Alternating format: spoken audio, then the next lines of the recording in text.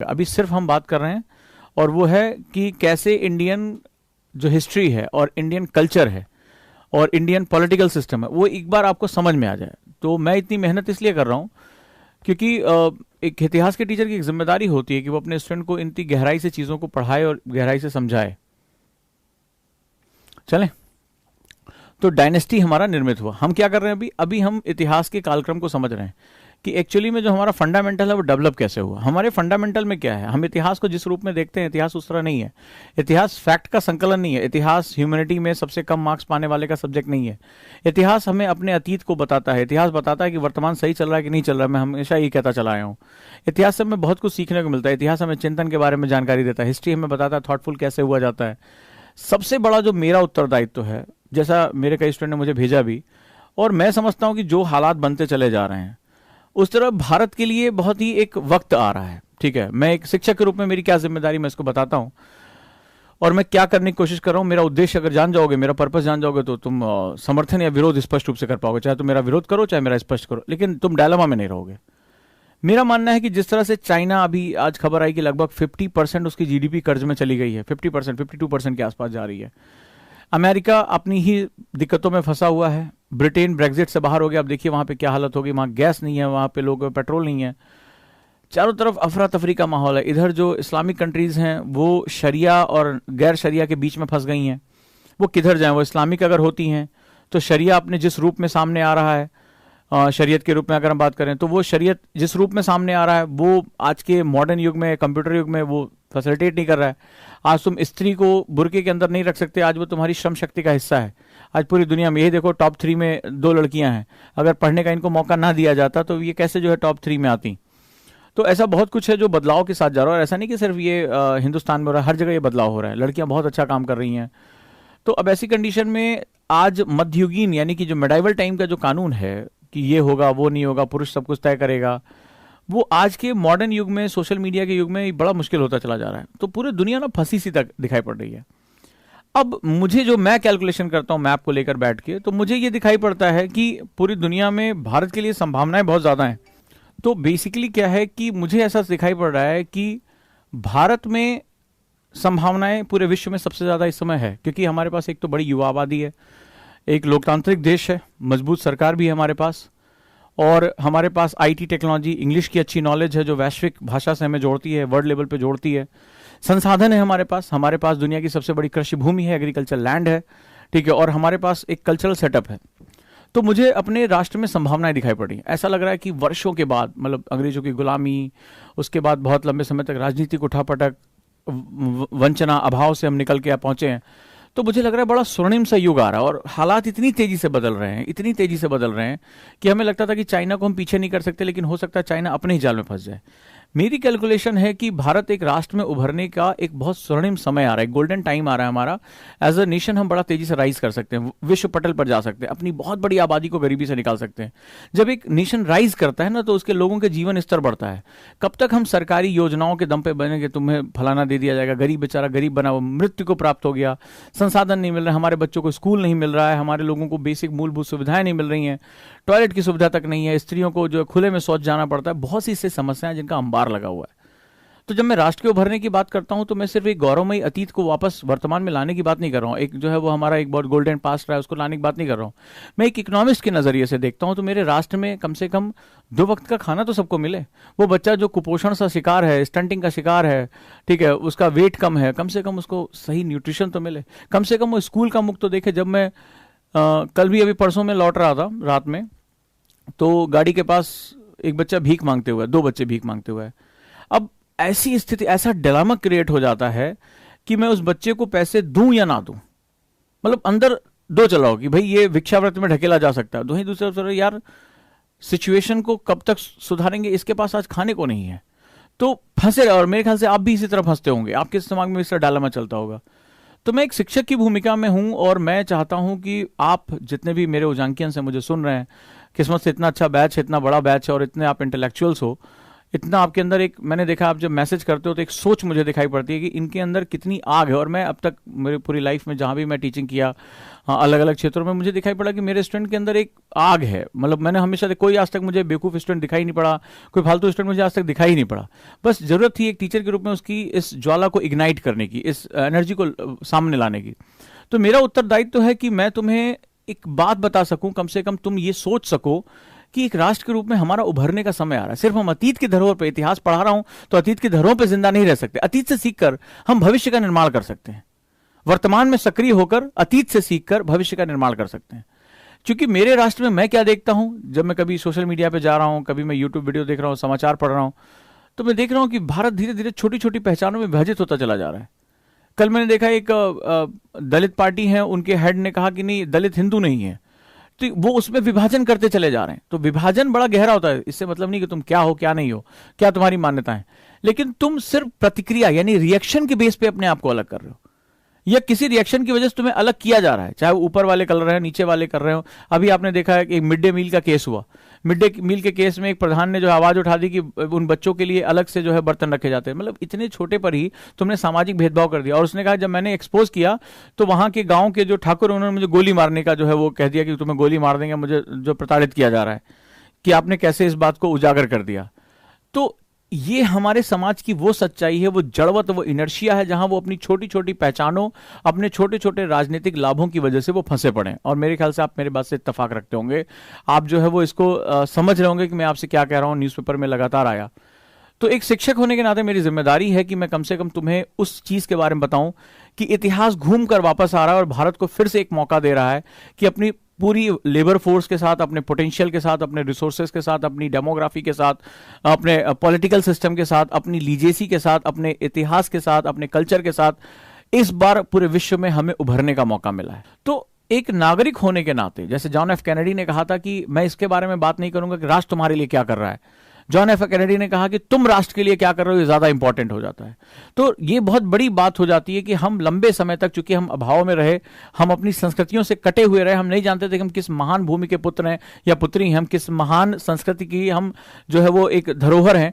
और उस कंडीशन में अगर हम बात करें तो हम छोटी छोटी चीजों के लिए आपस में लड़ते रहे। लेकिन अब वक्त आ गया है कि हम अपनी ड्यूटीज को भी निभाएं, अपने राइट्स के साथ साथ अपनी ड्यूटीज पे भी फोकस करें कि एक राष्ट्र के निर्माण में मेरा क्या योगदान है, एक शिक्षक का क्या योगदान है, एक विद्यार्थी का क्या योगदान है जो मुझे सुन रहा है, समझ रहा है। तो हम अगर अपने योगदान, अपने पार्टिसिपेशन की तरफ जाए, पार्टिसिपेशन की बात हो रही है, संपूर्ण गेम को जीतने की बात नहीं हो रही है, हम पार्टिसिपेट करें, मतलब हम जहां हैं, जिस भी रूप में हैं, हम अपना कर्तव्य निर्वाहित करें। हम कम से कम सत्य के बारे में बात करें। तुम अपने जीवन भर में एक साल में 100 लोगों से ज्यादा बात करते होगे, मिलते होगे, तो कितनी बार ऐसा हुआ है कि तुमने भारतीय संस्कृति के बारे में, भारतीय चीजों के बारे में सही तरीके से बात की, सही तरीके से बात की।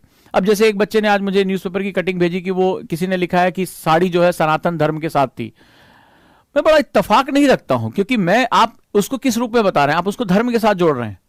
मैंने आपको उसका विज्ञान बताया कि साड़ी क्यों हमारे लोगों ने, पुराने लोगों ने अडॉप्ट की, वो बात करो। अभी भी वो क्या होगा, प्रतिक्रियात्मक बात कर रहे हैं कि विदेशी संस्कृति के खिलाफ भारतीय संस्कृति को खड़ा कर रहे हैं। तो क्रिया के खिलाफ प्रतिक्रिया कर रहे हैं, एक्शन के खिलाफ रिएक्शन कर रहे हैं, इसका कोई सॉल्यूशन नहीं है, क्योंकि आपका जो रिएक्शन है वो किसी और के लिए क्या होगा, वो भी एक्शन माना जाएगा, रिएक्शन माना जाएगा। तो आप जो कर रहे हैं वो किसी और के लिए रिएक्शन हो जाएगा। तो हो सकता है कल को भारतीय संस्कृति को लेकर, कल भारत में हिंदू संस्कृति और इस्लामिक संस्कृति की लड़ाई हो जाए। तो मेरे भारत में, मेरे अपने राष्ट्र में विभाजन क्या हो जाएगा, पहचानों का विभाजन बढ़ता चला जाएगा। सही बात तो करो, चॉइस दो उसको, किसी को। जैसे मैंने तुम्हें समझाया कि साड़ी या धोती या पैजामा हमारा मूल कपड़ा क्यों है, ठीक है, ये कुर्ता हमारा मूल कपड़ा क्यों है। तो ऐसा नहीं कि मैं कोट नहीं पहन रहा हूं या मैं जो है जीन्स नहीं पहन रहा हूं, पहन रहा हूं, लेकिन मेरे मन में एक चिंतन तो उभरा। कम से कम मैं हफ्ते में 2 से 3 दिन कुर्ता तो पहनना शुरू किया। मैंने अपनी जो है जलवायु के हिसाब से चीजों को देखना तो शुरू किया। बहुत से इसके फायदे हैं। जैसे अब मैं अपने जलवायु के अनुरूप रहूंगा तो मैं कम से कम बिजली जलाऊंगा, कम से कम एसी की जरूरत पड़ेगी, तो मैं पर्यावरण का हितैषी हो जाऊंगा। तुम्हें चिंतन इसलिए नहीं करना है कि तुम किसी धर्म का प्रतिनिधित्व कर रहे हो, तुम्हें इसलिए अपने थॉट को नहीं डेवलप करना है कि तुम किसी रिलीजन या किसी पूजा पद्धति या किसी पंथ को जो है तुम अपने आप को आगे लेकर जाना चाहते हो, तुम उसको गौरव से करना चाहते हो। नहीं, तुम इसलिए कर रहे हो क्योंकि तुम एक वसुधैव कुटुंबकम यानी कि वैश्विक नागरिक के रूप में डेवलप होना चाहते हो। और भारत की भूमि में वसुधैव कुटुंबकम की बहुत ही गहरे बीज छुपे हुए हैं कि तुम एक ग्लोबलाइजेशन, एक वर्ल्ड नागरिक जिसे कहते हैं, वैश्विक नागरिक, वर्ल्ड सिटीजन के रूप में डेवलप हो सकते हो। तुम जलवायु परिवर्तन के प्रति अपनी जिम्मेदारी निभा सकते हो, तुम जल की बचत के लिए अपनी जिम्मेदारी निभा सकते हो, अपने जो महापुरुष हैं उनके आदर्शों को स्थापित कर सकते हो। इतिहास हमें बहुत कुछ गहराई से बताता है, राइट। तो मैं अभी भी कहूंगा कि न्यूज़पेपर में भी जो लोग लिख रहे हैं वो बड़ा ही तार्किक नहीं लिख रहे हैं, वो प्रतिक्रियात्मक बात कर रहे हैं। जब बच्चे ने मुझे, मैंने कहा ठीक है लिखा है पढ़ लिया, लेकिन सही तथ्यों पर वो नहीं पहुंच पा रहे हैं। तो क्रिया प्रतिक्रिया में कल को क्या होगा, कोई हिंदू संस्कृति की बात कर देगा, भाई साड़ी हिंदू संस्कृति है, मुस्लिम संस्कृति, इसका मतलब तुमने कहा कि अगर ये साड़ी हिंदू संस्कृति है तो ये मुस्लिम संस्कृति नहीं है, ठीक है, ऐसा मुस्लिम संस्कृति नहीं है। जबकि संस्कृतियां जो होती हैं जलवायु और देशकाल के आधार पर होती हैं, पंथ के आधार पर नहीं होती हैं। संस्कृति ये है और ये धर्म है, ठीक है, जिसको तुम पंथ कहते हो या रिलीजन कहते हो वो ये है और संस्कृति ये है। तो तुम कैसे पंथ को संस्कृति के ऊपर ला सकते हो, तो मैथमेटिकली रॉन्ग है। क्लियर है। तो मुझे लगता है कि नियति मुझे हिस्ट्री तक लेकर आई है, जिस विषय को मैं एक्चुअली में नहीं कभी पढ़ाना चाहता था, ठीक है, मैं बच के भागता था, मैं नहीं पढ़ाना चाहता था कि नहीं, और कोई बड़ी इच्छा मेरी नहीं, लेकिन नियति कुछ कह रही है। कई बार जो है समय काल ऐसा चलता है कि आपको वो चीजें करनी पड़ती हैं जो आप नहीं करना चाहते हैं। मुझे पढ़ने चिंतन में मजा आता था, लेकिन मैं कभी इस विषय को कभी पढ़ाऊंगा इस विषय में सपने में भी मैंने नहीं सोचा था। चलिए मौका लगा है तो हम इसको देखते हैं। शायद मैं हो सकता है अपने सब्जेक्ट के साथ न्याय कर पा रहा हूं, या मेरी जो एक सोच है कि मेरी क्लास में इतने विद्यार्थी हैं कि उसमें से कुछ भी अगर उस समय चिंतन कर पाए, 10 लोगों से भी जाके बात करेंगे तो शायद हम एक राष्ट्र के रूप में उभर पाएंगे, क्योंकि राष्ट्र की शक्ति लोगों में छिपी होती है। एक राष्ट्र अपने लोगों से मिलकर बनता है। आगे बात करते हैं मौर्य एम्पायर, मौर्य साम्राज्य के बारे में। प्रमुख शासक इसके चंद्रगुप्त मौर्य, बिंदुसार और बिंदुसार का पुत्र अशोक। आज जब संस्कृत में लग जाता है उसका मतलब नहीं, तो जिसको शोक ना हो, जिसको दुख ना हो, वो अशोक कहलाता है। लिख लिया मौर्य साम्राज्य।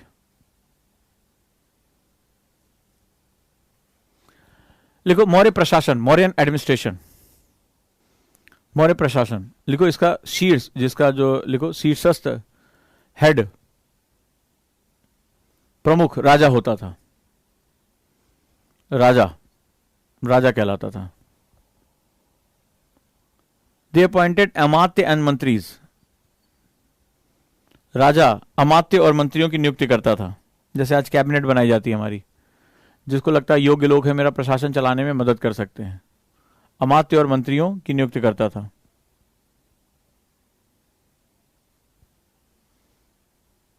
अगला था प्रोविंसेस, प्रांत। तो साम्राज्य का जो हेड था एम्पायर का, वो राजा था। विक्रमादित्य तुम्हारा मैंने क्वेश्चन पढ़ लिया है, अभी इसका जवाब देते हैं। प्रोविंस, प्रांत। प्रांत का जैसे आज हमारे यहाँ प्रांत में देखो, आज हमारे शासन व्यवस्था आज उसी तरह चल रही है। हमारे स्टेट्स होते हैं, एक सेंटर होता है, तो सेंटर में जो है क्या प्रधानमंत्री हो गया, अब वो अपने मंत्रियों की नियुक्ति कर रहा है। फिर प्रोविंसेस में अब यहाँ पे थोड़ा सा एक अलग सेगमेंट, जैसे राष्ट्रपति के नाम पे शासन चल रहा है, तो प्रोविंसेस, प्रांत का जो सीट्स होता था, जो हेड होता था प्रमुख, वो गवर्नर होता था, ठीक है, वो गवर्नर के रूप में था, जो बेसिकली या तो कुमार या आर्यपुत्र हुआ करता था। तो कुमार का मतलब होता था राजा के ही पुत्र हैं या राज परिवार से हैं, तो वो कुमार होते थे, गवर्नर, ठीक है। तो अपॉइंटेड, आज भी राष्ट्रपति क्या करता है, गवर्नर को अपॉइंट करता है, तो उसी तरह ये भी अपॉइंट किए जाते थे कि आपको प्रांतों को देखना है, छोटे छोटे प्रांत आपको देखने हैं। और एक होता था आर्यपुत्र, ठीक है। तो आर्यपुत्र जो है, आर्यपुत्र का मतलब, आर्य का मतलब होता है श्रेष्ठ जन। तो जो दरबार में श्रेष्ठ जन होते थे, उनका कोई पुत्र, उनका जो बेटा, जो मुख्य दरबार में राजा के सलाहकार हैं, मान लो अमात्य हैं, तो उन्हीं के ही पुत्र जो है वो उनको दिया जाता था, आर्यपुत्रों को लड़ाई करने का मौका दिया जाता था।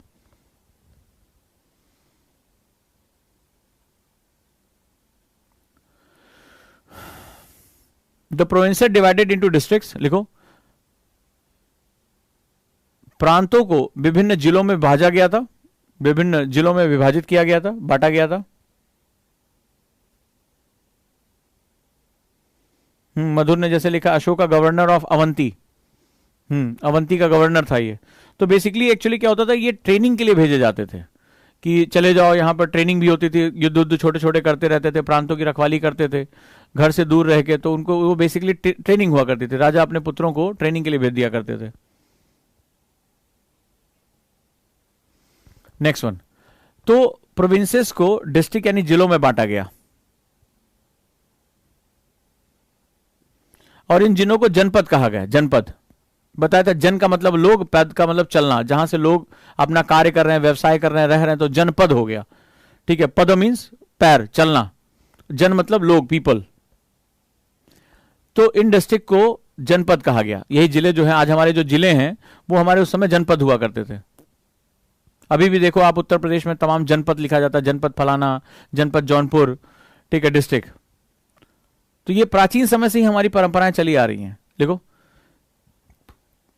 District was govern by 3 officials. District was govern by 3 officials. जिले का प्रशासन 3 अधिकारियों के हाथ में था।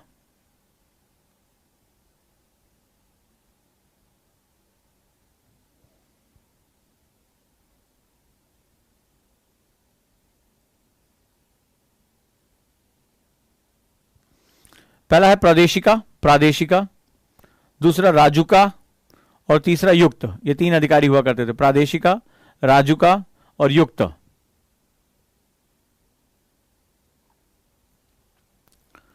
राइट, प्रादेशिका, राजुका और युक्त। अच्छा, नोट्स लिखने में कोई दिक्कत तो नहीं हो रही है? 1-2 लोगों का कमेंट आया था कि हिंदी में कराएं इसमें। ये किसी हिंदी या इंग्लिश वाले को कोई दिक्कत तो नहीं हो रही है? मैं जानना चाह रहा हूं। जितना शॉर्ट से शॉर्ट में कर सकता हूं उतना शॉर्ट से शॉर्ट किया है मैंने, ताकि एक बार में आपको पूरी चीज समझ में आ जाए।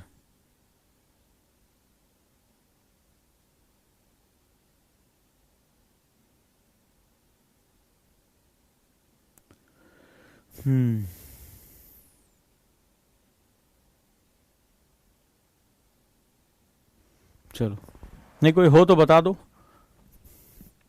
अब जरा मौका लगा है तो अशोक के बारे में थोड़ी और जानकारी ले लेते हैं। लिखो अशोक के अभिलेख, क्योंकि अशोक के अभिलेख से क्वेश्चन बहुत आता है।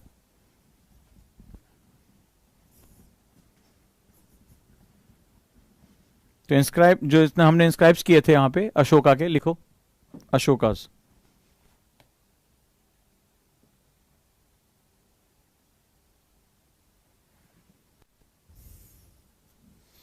अमात्य एक मंत्री हुआ करता था, ठीक है। अमात्य जो होते थे वो एक बहुत ही प्रबुद्ध वर्ग हुआ करता था जो शासन में मदद देता था, जो थिंकर, जैसे आज तुम्हारा नीति आयोग है उस तरह अमात्यों का एक वर्ग हुआ करता था, ठीक है, जो थिंक करता था पॉलिसी कैसे बननी है, राजा को टैक्स कैसे लगाना है, क्या जो है वो प्रशासन चलाना है, गुप्तचरों को कौन देखेगा।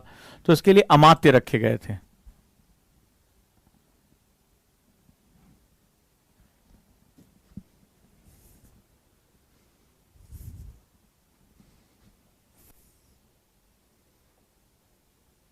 चलो अशोक के अभिलेखों के बारे में, स्क्रिबलिंग्स ऑफ अशोका लिख लो। सबसे ज्यादा नाम अशोक शब्द कहां प्रयोग हुआ? लिखो अशोक में, अशोक की जगह सबसे ज्यादा नाम जो इस्तेमाल हुआ है प्रियदर्शी। लिखो mostly used, like mostly used.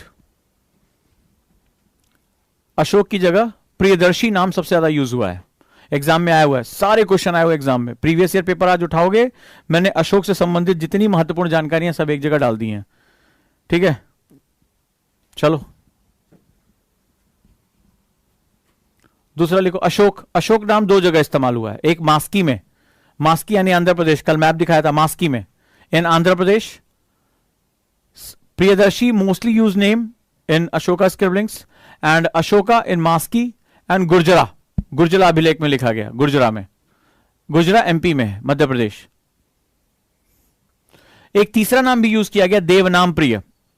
देवनाम प्रिय निठार और उद्गोलम, ये 2 जगह जहां पर उसके जो है पत्थर के स्क्रिबलिंग्स मिली हैं, उसकी राइटिंग्स मिली हैं, तो वहां पर जो हमने इस्तेमाल किया है दैट इज देवनाम प्रिय, निठार में और उद्गोलम में। हाँ, पहले मैं पढ़ा चुका हूं शुरुआती दौर में, लेकिन कई बच्चों ने उस समय, चूंकि क्या था, मैंने यूट्यूब पे क्लास ली थी इसकी, तो चूंकि कई लोग होते हैं कि भैया ये तो यूट्यूब पे ले रहे हैं तो इसका मतलब ये प्रमोशन कर रहे होंगे अपने उसका। हालांकि मैं बड़ा गंभीर रहता हूं पढ़ाते समय, ठीक है, तो उनको लगता है कि भाई प्रमोशन कर रहे हैं तो भैया इसमें जो है जुड़ने की जरूरत नहीं, इसलिए दोबारा लिख लो। और अगर आज प्रीवियस ईयर पेपर लगाओगे, अशोक से संबंधित तुम्हारे मैक्सिमम क्वेश्चन इसी में हो जाएंगे, ठीक है, बाहर जाके कुछ नहीं पढ़ना पड़ेगा तुम्हें। चलो नेक्स्ट, अशोक की जो स्क्रिबलिंग्स थी उसका विषय यानी कि उसके अभिलेखों का विषय क्या था? सब्जेक्ट लिखो, subject of scribbling mostly administrative, प्रशासनिक, ज्यादातर प्रशासनिक, mostly administrative. Economic subject found in Rummindei, Rummindei का जो अभिलेख था, रुम्मनदेई की स्क्रिबलिंग थी, वो उसमें जो है वो केवल इकोनॉमिक सब्जेक्ट पाया गया, अदरवाइज एडमिनिस्ट्रेशन कैसे चलाना है यही इसका मेन सब्जेक्ट था। ये भी क्वेश्चन आया हुआ है। ज्यादातर प्रशासनिक, केवल रुम्मनदेई में आर्थिक विषय पाए गए, economic subject found in Rummindei scribbling. Done.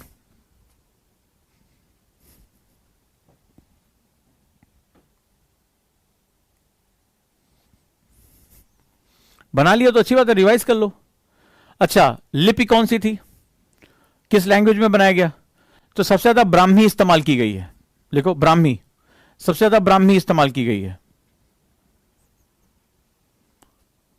और दूसरी लिपि है, राइटिंग का लैंग्वेज क्या था? खरोष्टी. खरोष्टी. खरोष्टी. खरोष्ट की खास बात क्या होती है, एग्जाम में पूछा गया है. ये दाएं से बाएं लिखी जाती है. मतलब जैसे आज उर्दू लिखते हैं ना, उर्दू ऐसे लिखते हैं ना, दाएं से बाएं. तो देखो लैंग्वेजेस का परिवार आपस में कहीं ना कहीं जुड़ा हुआ है. ठीक है, इसीलिए मैं भारतीय संस्कृत की बात करता हूं. अशोक को सबसे ज्यादा महान माना जाता है. ठीक है, हमारे साम्राज्य में दाएं से बाएं लिखी जाती खरोष्टी लिपि.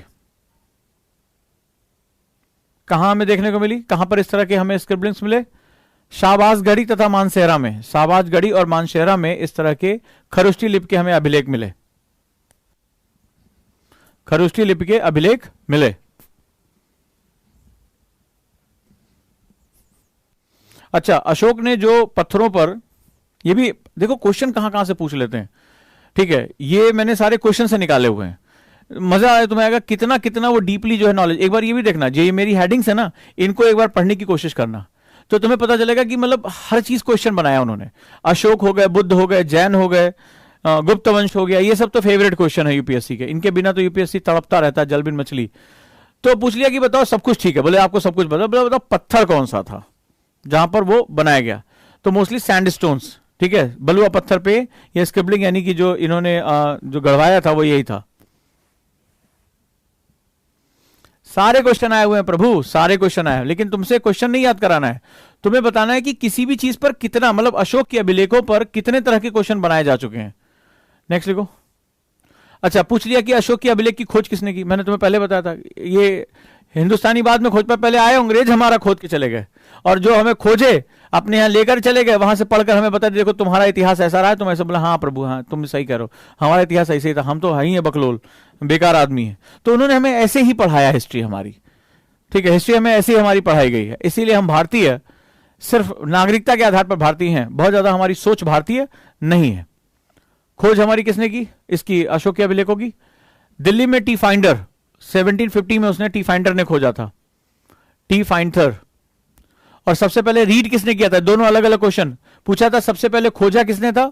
Search is discover this, T finder, 1750 में. सबसे पहले पढ़ा किसने था, इस लिपि को पढ़ा किसने? अच्छा देखो, हमारा अभिलेख हमें नहीं पढ़ना आता था. ठीक है, हम सबसे पहले किसने पढ़ा? जेम्स प्रिंसेप ने.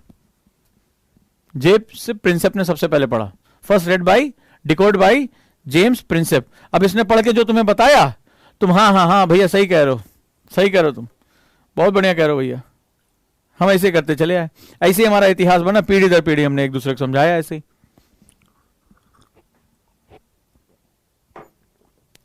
सबसे टफ क्वेश्चन ये था इसका, वास्तु.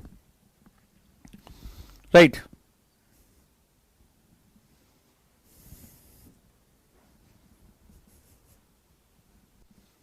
हाँ, मास्की कर्नाटका में है, अगर कहीं गलत लिखा तो सही कर लेना उसको. ठीक है, कोई बात नहीं है.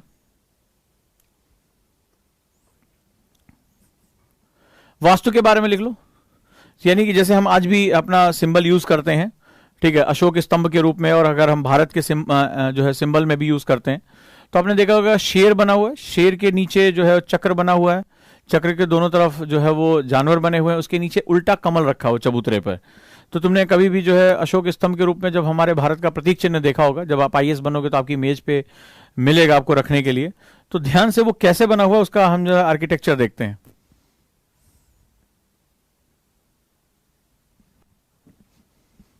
राइट. वो क्या है इसका आर्किटेक्चर? इसमें स्क्वायर जो है वो बेस है, चौकोर चबूतरा है, जो प्लेटफॉर्म है वो स्क्वायरिश है.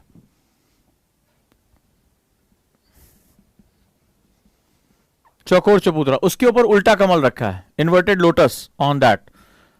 Right, on top of platform inverted lotus, उल्टा तुमने देखा होगा कमल उल्टे की तरफ से रखा हुआ है.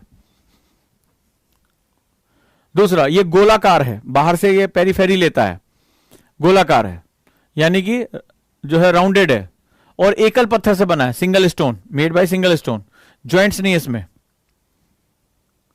खास बात है, ये पूछा था, ऑप्शन में दिया था, क्या ये स्थापत्य संरचना है? नहीं, ये स्थापत्य संरचना यानी कि ये आर्किटेक्चरल स्ट्रक्चर नहीं है। स्थापत्य का मतलब जैसे किले जो बनाए जाते हैं, महल बनाए जाते हैं, ये स्थापत्य संरचना होते हैं। नहीं, ये मूवेबल थे, एक जगह से दूसरी जगह लेकर जाते थे। तो ये क्या होता था, ये जो है लैंडेड आर्किटेक्चर नहीं थे, ये स्थापत्य संरचना नहीं थी, ये मूवेबल थे, एक जगह से दूसरी जगह इन पिलर्स फॉर्म में लेकर जाते थे। क्लियर है? तो इसकी डिजाइन ऐसी थी।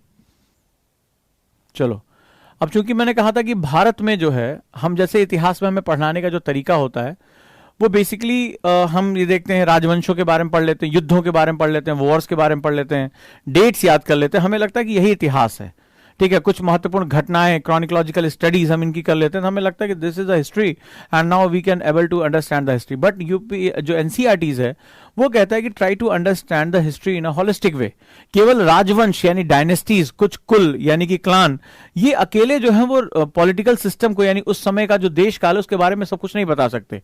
ठीक है, इनका एक स्पेसिफिक कल्चर हो सकता है, इनका अपना सेगमेंट हो सकता है, बट सवाल है कि क्या जनता जो है, जो हमारी बेसिक जो हमारी पॉपुलेशन है, वो क्या बिहेव कर रही है, वो किस तरह से लेके चल रही है, क्या वो राजा के आदर्शों को अपना रही है, क्या वो राजा की चीजों को अपना रही है, नहीं अपना रही है, इसके बारे में वो कहते हैं कि इस पर हमें एक बड़ी जो है बड़ी जानकारी की आवश्यकता पड़ती है। तो चलिए लिखो, हेडिंग डालो, vital villages and thriving towns. लिखो, जीवंत गांव और उभरते कस्बे, जीवंत गांव और विकसित होते कस्बे या उभरते कस्बे। From village two towns, right, लिखो, गांव से कस्बों तक। तो गांव से कस्बे जो है, हमने इससे पहले पढ़ा कि जो उस समय का अर्बन कल्चर था वो किलों के आसपास डेवलप होना शुरू हो गया था, जहां राजा एक ऊंचे स्थान पर रहता था, ठीक है, एक राइज प्लेस पे रहता था, हाई प्लेस पे, और आसपास जो है इकोनॉमिक एक्टिविटी, जो आर्थिक गतिविधियां थी, सैन्य गतिविधियां, आर्मी एक्टिविटीज, वो बड़ी ज्यादा हुआ करती थी, बहुत ज्यादा जो है वो रिच हुआ करता था। लेकिन सवाल है कि जो इकोनॉमिक एक्टिविटी है, जो कल्चरल एक्टिविटी है, जो पॉलिटिकल एक्टिविटी है, वो क्या अंतिम हिस्से तक पहुंच पाई? क्योंकि बहुत बड़ी आबादी हमारी गांव और कस्बों में रहा करती थी। तो ऐसी कंडीशन में हमारा जो उस समय का सेटअप था वो किस रूप में था, उस समय के गांव और टाउन के बारे में स्टडी करके हमें काफी कुछ जानकारी पता चल जाएगी कि एक्चुअली में हम किस तरह के एक हॉलिस्टिक, जिसे हम लोग कहते हैं, हमारे कल्चरल सेटअप में क्या महत्वपूर्ण बात है थी। तो लिखो, फ्रॉम विलेज टू टाउन, यानी गांव से कस्बों की तरफ। क्यों ये इंपॉर्टेंट हो चुके थे? लिखो, इस समय राइज ऑफ न्यू किंगडम्स, नए नए, लिखो, रीजन क्या था कि गांव से कस्बों का एक विकास क्यों हुआ, यानी किलों से बाहर निकलकर, उस किंगडम से बाहर निकलकर, महाजनपद से बाहर निकलकर दूर दराज के गांव तक जो है वो विकास यात्रा कैसे तय हुई, उस समय की डिमांड क्या आई थी, उस समय की डिमांड को समझना बड़ा जरूरी है। फ्रॉम विलेज टू टाउन, लिखो, राइज ऑफ न्यू किंगडम, लिखो, नए नए राजधानियों का उदय हुआ, नई नई राजधानियों का उदय हुआ।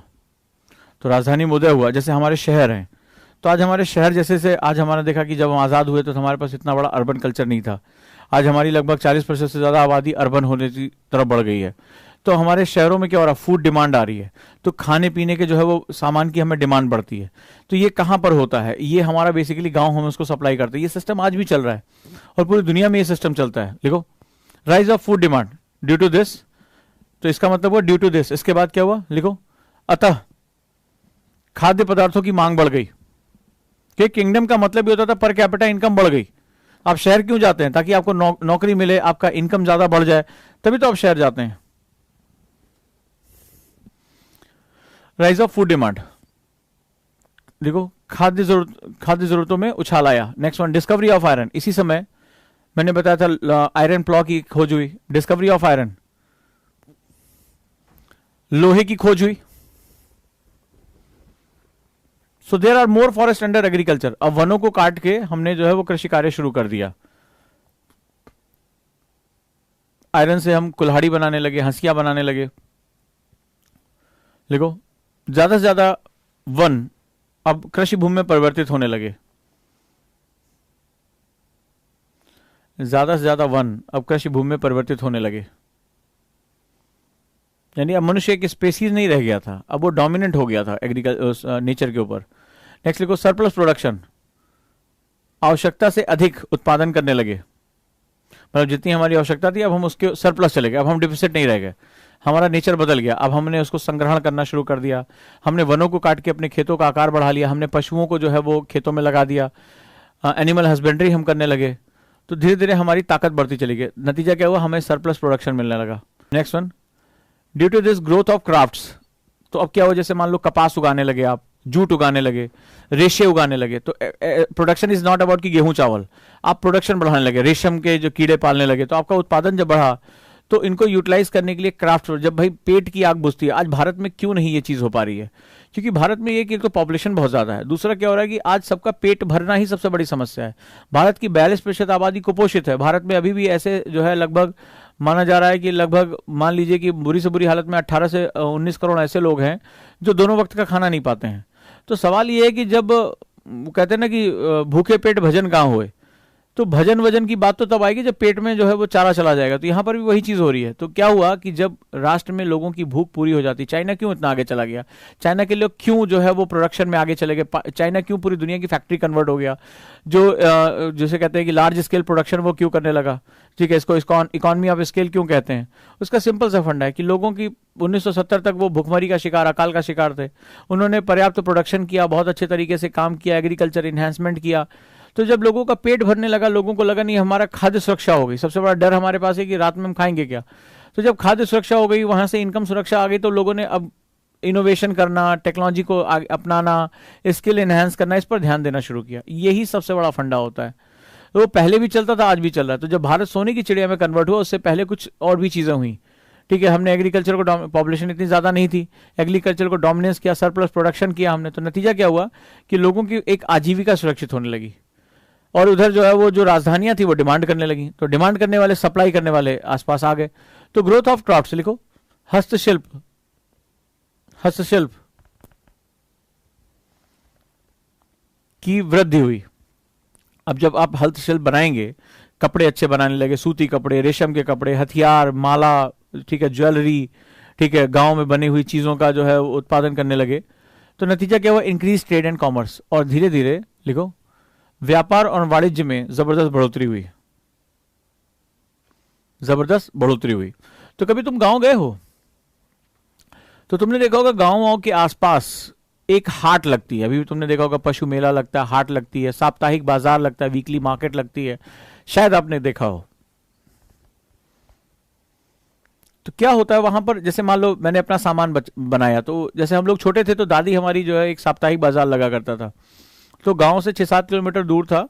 तो वहां पे क्या होता था कि शहर से बनी हुई वस्तुएं भी मिल जाती थी, हमें सब्जियां मिल जाती थी, आइसक्रीम मिलती थी, सबसे बड़ी बात है। तो मैं तो दादी के साथ इसीलिए जो है वो उनकी उंगली पकड़ के चल दिया करता था। 6-7 किलोमीटर चलने का भी लालच था कि हाँ चलो कम से कम वहां जाएंगे तो आइसक्रीम मिलेगी वहां पे। तो वो आइसक्रीम दिला के लेकर आती थी, या और भी जो खिलौने विलौने जो फूंक मारो तो आवाज करता था, उस समय यही सब लग्जरी हुआ करता था, और क्या था। तो वो खिलौने विलौने मिल जाते थे, साइकिल छोटी छोटी प्लास्टिक की मिल जाती थी, उस समय थोड़ी थोड़ी आनी शुरू हो गई थी, या तमाम जो है खिलौने मिल जाते थे। तो हमें लगता था कि ये चीज़ें जो है वो टाउन्स में या अर्बन, ये गांव में नहीं मिला करता था। जब हम गर्मियों की छुट्टियों में जाते थे तो हमें ग्रामीण मेलों में हमें ये चीज़ देखने को मिल जाती थी, आपने भी शायद देखा होगा। तो ये कल्चर हमारा आज का नहीं है, ये हम बहुत पहले से लेकर चल रहे हैं। तो क्या होता था कि उस पेरीफेरी में जो एक टाउन या एक मेथड होता था, वहां पर न्यू टाउन एंड सिटीज का डेवलपमेंट लिंक करते हुए डेवलपमेंट हो जाता था, और वहां इकोनॉमिक एक्टिविटी एक आते थे, जैसे एक गांव से गया, उस जगह पर एक बीच का हिस्सा होता है। टाउन का बेसिक कॉन्सेप्ट कस्बों का था कि वो लिंक करता था। टाउन जो होते, कस्बे जो होते हैं, वो शहर और गांव को लिंक करने वाले होते हैं। गांव से जो उत्पादक है, जो ट्रेड एंड कॉमर्स कर रहा है, जो उत्पादन कर रहा है, मान लो शहर के व्यक्ति को पनीर चाहिए, दूध चाहिए, उसने सुना है गांव का बड़ा शुद्ध होता है, तो आप क्या, वो उस मार्केट पे गए, वहां पे वो अपना सामान ले आकर उन्होंने बेचा, बेचने वाले पहुंचे और खरीदार होने वाले। तो डिमांड सप्लाई को जो मीट करने वाला कॉन्सेप्ट था वो टाउन्स थे हमारे। तो ये बहुत पुराना हमारा कॉन्सेप्ट चल रहा है, जिसकी वजह से क्या हुआ, there is a fringing township जो है वो डेवलप होने शुरू हुआ। लिखो लिखो emergence of new towns and cities. लिखो इसके कारण नए कस्बों और शहरों का जन्म हुआ या उदय हुआ। Next one, it was known as age of second urbanization. इसे द्वितीय शहरीकरण का युग कहा जाता है। जब हमारे साम्राज्य बनने शुरू हुए तो द्वितीय शहरीकरण, पहला शहरीकरण तो हड़प्पा था, तो हम भारत में सबसे समृद्ध अर्बनाइजेशन कल्चर के लोग थे। दूसरा अर्बनाइजेशन शुरू हुआ जब धीरे धीरे ये रजवाड़े, धीरे धीरे शक्ति केंद्र जो है, इकोनॉमिक एक्टिविटी डेवलप हुए। It is known as the age of second urbanization. ये इंपॉर्टेंट है ये वर्ड, ठीक है। तो उल्टा पूछा जा सकता है क्वेश्चन कि define the age of second urbanization, ठीक है। पेपर 1 के लिए भी बड़ा इंपॉर्टेंट है कि द्वितीय शहरीकरण के युग से आपका क्या तात्पर्य है। क्वेश्चन लिखना चाहो तो लिख लो, द्वितीय शहरीकरण के युग से आपका क्या तात्पर्य है। What do mean by the age of second urbanization. Next लिखो, फंक्शन ऑफ टाउन्स। इन कस्बों की क्रियाविधि क्या थी, लिखो कस्बों के कार्य।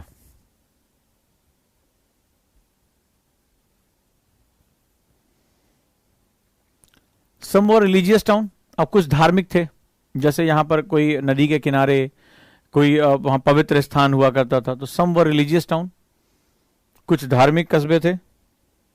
नेक्स्ट वन, सम वर एडमिनिस्ट्रेटिव, कुछ प्रशासनिक कस्बे थे जहां से प्रशासन चलाया जाता था, प्रशासनिक कस्बे थे। सेवरल टाउन्स वर ट्रेडिंग, कुछ व्यापारिक गतिविधियों के केंद्र थे, खासतौर पे जो कोस्टल एरिया के आसपास थे। कोस्टल यानी तटीय इलाकों में, अगर हम भारत के तटों में देखें तो वो ट्रेडिंग टाउन्स के रूप में डेवलप हुए, यानी वहां से व्यापार बड़े पैमाने पर होता है। जैसे कोलकाता में हुगली का इस इलाका हो गया, लोथल के आसपास का इलाका गुजरात में हो गया, इस तरह अन्य हिस्सों में जहां से तटीय व्यापार संभव था वहां पर ये कार्य होते थे। सेवरल टाउन्स वर ट्रेडिंग। देखो इस समय के 2 कस्बे सबसे ज्यादा प्रसिद्ध थे। उस समय के 2 कस्बे सबसे ज्यादा प्रसिद्ध थे। एक मथुरा, अभी भी बहुत प्राचीन शहर के रूप में जाना जाता है, मथुरा। दूसरा अरिकामेदु।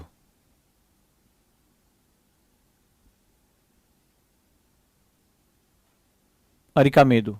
तो मथुरा के बारे में अभी आप जानते हैं कि एक धार्मिक शहर है, एक रिलीजियस टाउन है, और कृष्ण की नगरी के रूप में भी जाना जाता है। तमाम इसको लेकर आपको बहुत सी चर्चाएं, बहुत सी चीजें पता होंगी, ठीक है। अभी भी ये सैक्रेड प्लेस के रूप में हमारे यहाँ हिंदुस्तान में जाना जाता है। तो ये basically second capital of Kushan, लिखो कुषाण की यह दूसरी राजधानी थी। बाकी इंफॉर्मेशन जब कुषाण पढ़ेंगे तब हम समझेंगे। कुषाण की दूसरी राजधानी थी। It was centre of temples and monasteries, यह मंदिरों और मठों का केंद्र था। Next one, they are known for art and craft, ये अपने कला और वास्तुकला के लिए, वास्तुशिल्प के लिए जाने गए।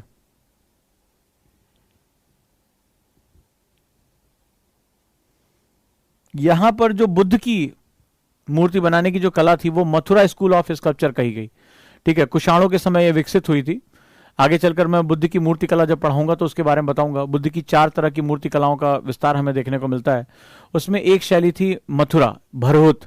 उसमें मथुरा जो है वो एक बहुत फेमस शैली थी। इसकी शैली के बारे में आगे जब हम बात करेंगे तो वहां देखेंगे। तो मथुरा स्कूल ऑफ स्कल्पचर यानी मथुरा की जो मूर्ति कला थी वो विकसित हुई यहाँ पर मथुरा की। बड़ा ही माइन्यूटली इसमें डिटेल दिया जाता था। Mathura school of sculpture. Next one, Arikamedu. जैसा मैंने बताया था कि जो हमारे ट्रेडिंग टाउन्स थे वो मोस्टली कोस्टल इलाके में हुए। तो अब देखो मैंने इसके बारे में कई बार चर्चा कर चुका हूं। कोस्टल ट्रेडिंग सेंटर, लिखो ये तटीय व्यापारिक केंद्र के रूप में विकसित हुआ। तटीय व्यापारिक केंद्र के रूप में विकसित हुआ।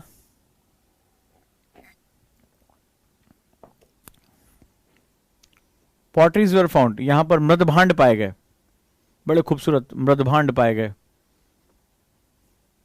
यानी मिट्टी के बर्तन।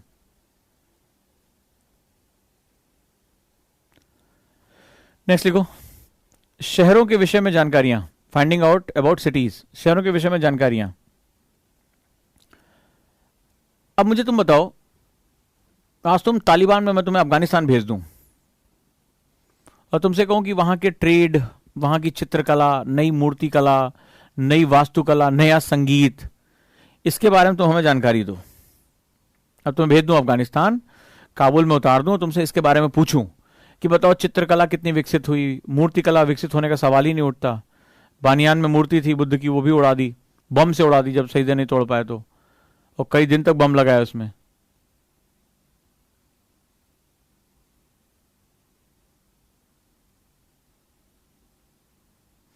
तुमसे मैं वहां के संगीत के बारे में पूछूं, गोली मार दिया उसको, संगीतकार को, एक असर कलम कर दिया। तो ये क्यों पढ़ा रहा हूं? ठीक है, ये बकैती क्यों तुमसे बोल रही है कि वहां पे ये धार्मिक शहर था, वहां पर ये जो है वो फलाना शहर था, यहाँ पर ट्रेड हुआ करता था? क्या बात कर रहा है? अगर ऊपर की राजसत्ता नीचे के गांवों को पढ़ा रही है, तो नीचे का जो व्यापारिक केंद्र हो रहा है, जो आर्थिक गतिविधियां हो रही हैं, जो विलेज प्रॉस्परस हो रहे हैं, टाउन्स प्रॉस्परस हो रहे हैं, वो तभी हो सकती है जब सत्ता जो है वो लोगों के हित के लिए काम कर रही हो। सत्ता में हर पहचानों को समाहित किया जा रहा हो। भाई तालिबान भी तो एक सत्ता है, तालिबान भी एक शासन है, हमेशा शासन रहा है। मुसोलिनी भी एक शासन था, हिटलर भी एक शासन था, तो रूलिंग तो थी। पर अगर ये शरीयत को छोड़कर और किसी पहचान को एक्सेप्ट ही नहीं कर रहे हैं, उसमें भी मारामारी कर रहे हैं, तो अब ऐसी कंडीशन में क्या होगा? पहचानों का संकट खड़ा हो जाएगा। डन। तो हमारे शहर और हमारे कस्बे हमारी पहचानों, उस समय की हमारी सत्ता के बारे में जानकारी देते हैं। यही बताने की कोशिश है कि क्या उस समय की सत्ता सहिष्णु थी, असहिष्णु थी, टॉलरेंट, इनटॉलरेंट थी, लोगों के हित के लिए काम करती थी। भाई मुझे व्यापार करना है, क्या बिना सड़कों के, बिना सरायों के व्यापार हो सकता था? राजा का कर्तव्य होता था। राजा रात में जाकर पहरेदारी करके वो देखता भी था कि जो सराय में नागरिक रुक रहे हैं, व्यापारी रुक रहे हैं, उनको सही से, मतलब कारवां चलता था, उनका कारवां हुआ करता था, मतलब बैलगाड़ियों का रेला चलता था, उनकी सुरक्षा हो रही है कि रास्ते में उनको कोई लुटेरे लूट तो नहीं रहे हैं, सराय जो है वो उसमें कोई दिक्कत तो नहीं हो रही है, हत्याएं तो नहीं हो रही है रास्ते में। तो ये राजा का कर्तव्य हुआ करता था, तभी तो उसके यहाँ व्यापार आगे फलेगा फूलेगा। नहीं तो कौन जाएगा व्यापार करने जान की बाजी लगा के? नावें अच्छी हैं कि नहीं, पोर्ट्स अच्छे डेवलप हो रहे हैं कि नहीं हुए हैं, बाजार अच्छे हैं कि नहीं। और फिर सवाल है कि बाजार में खरीदोगे क्या जब नागरिकों की परचेसिंग पावर पैरिटी अच्छी नहीं होगी? तो जब क्रय शक्ति क्षमता अच्छी नहीं होगी तो बाजार में तुम खरीदोगे नहीं कुछ। समझ गए ये क्यों पढ़ा रहा हूं? ये बताता है कि शासन तंत्र कितना महत्वपूर्ण होता है।